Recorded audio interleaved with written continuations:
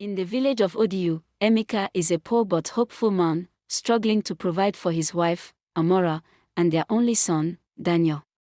Despite his good heart, the world mocks him, his neighbors scorn him, traders humiliate him, and even the village elders refuse to help. When his son becomes a target of ridicule, Emeka's desperation turns into anger. He vows to change his fate, no matter the cost.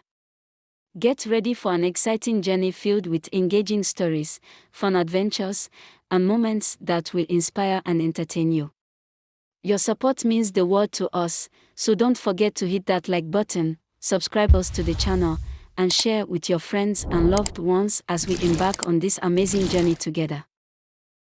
In a forgotten corner of the village of Odiu, a man named Emeka lived with his wife, Amara, and their only son, Daniel. Life had not been kind to them.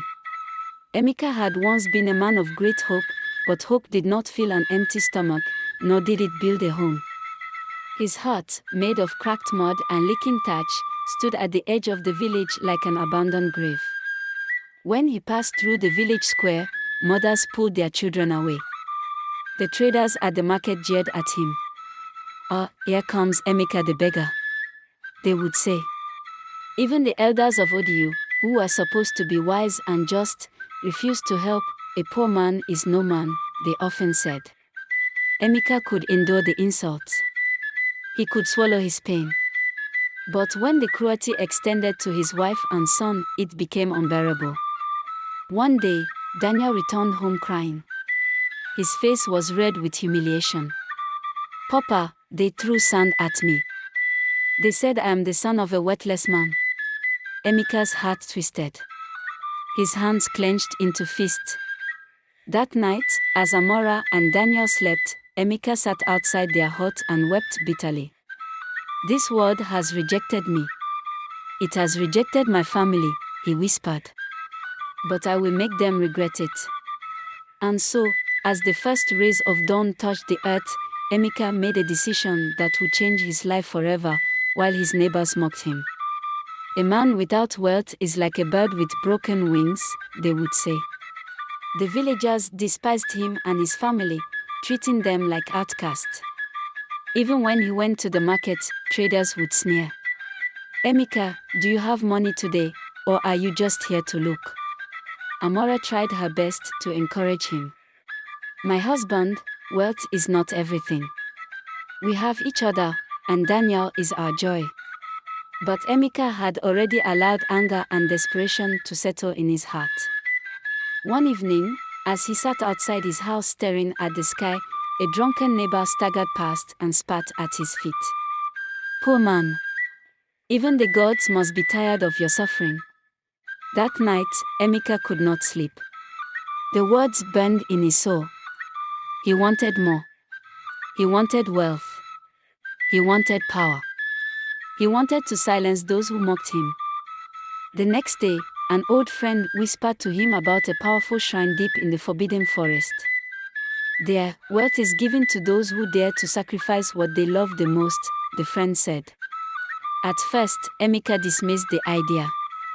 But as the days passed and his suffering worsened, he found himself walking toward the forest.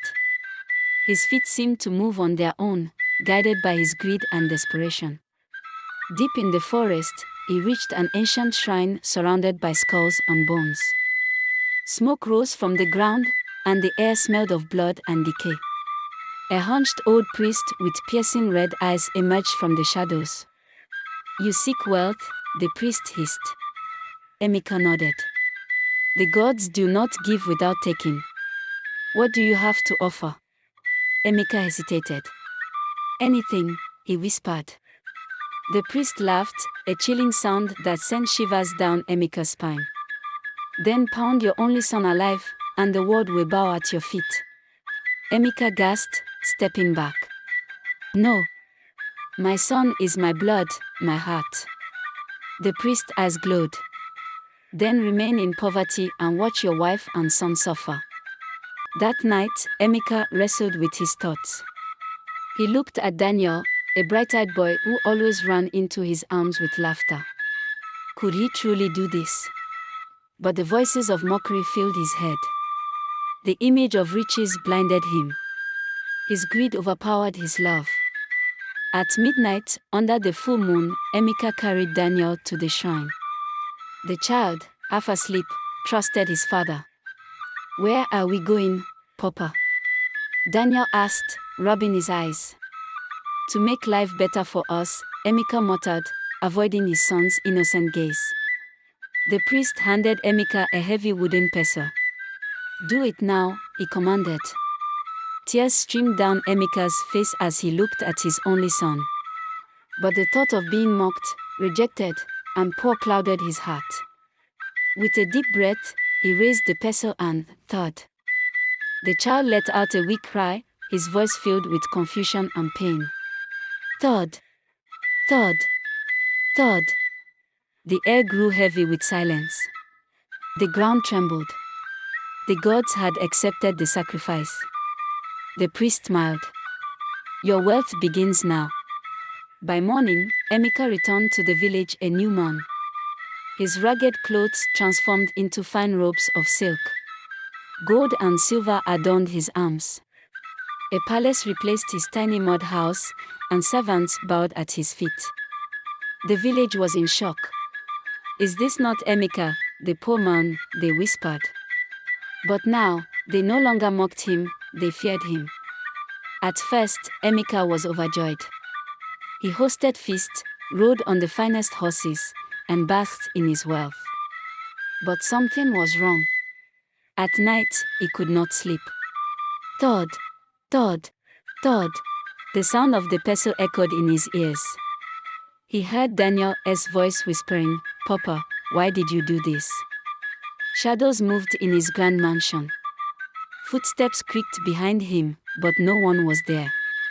Plates crashed to the ground by themselves. At night, he felt small, cold hands clutching his neck. His wife, Amara, sensed the darkness. "Emeka, something is wrong in this house," she cried. But Emeka silenced her with riches. "Wear gold, eat well, and forget the past." But the past never forgets. One night, Amara woke up to find Emeka talking in his sleep. His voice trembled. "Forgive me, my son. Please, stop haunting me," she screamed, realizing the truth. "Emeka, what have you done? Where is Daniel?" Emeka's face twisted with guilt. "I did it for us.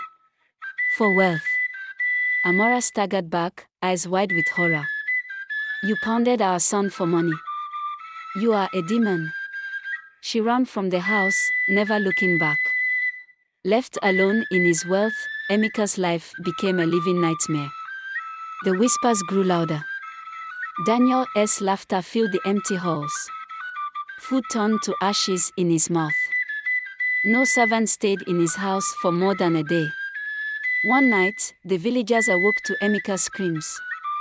They found him outside, clawing at his own skin, wailing like a madman. "The boy is here. He is watching me. Take him away," Emeka shrieked. But the villagers saw nothing. They only saw a man cursed by his own greed. Days later, Emeka vanished into the forest, running toward the shrine. No one ever saw him again.